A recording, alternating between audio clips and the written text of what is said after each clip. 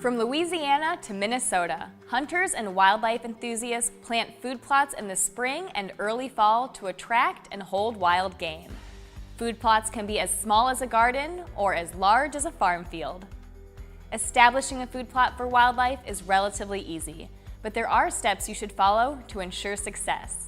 Ragan and Massey, makers of plot spike seed, have provided a list of 5 steps to help you get started.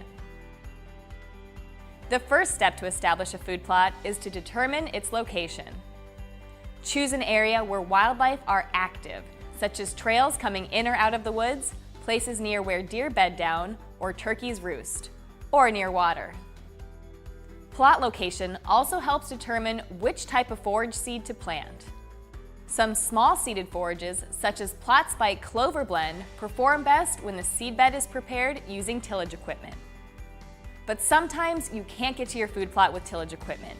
If that's the case, then consider forages that require no soil preparation, such as plot spike quick stand no-till blend.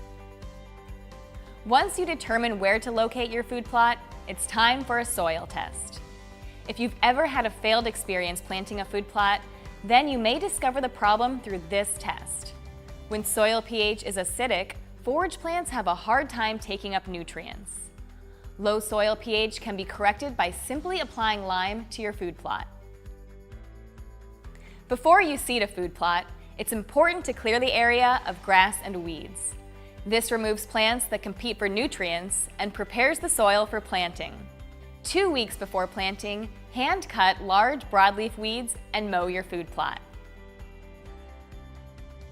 Next, apply a non-residual grass and weed killer, such as those that contain 41% glyphosate.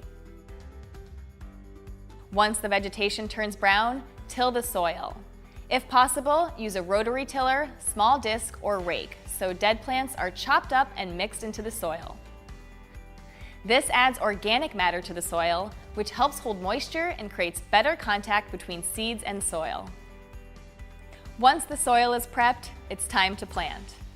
Use a handheld spreader for smaller food plots, or a pull-type spreader or grain drill for larger plots.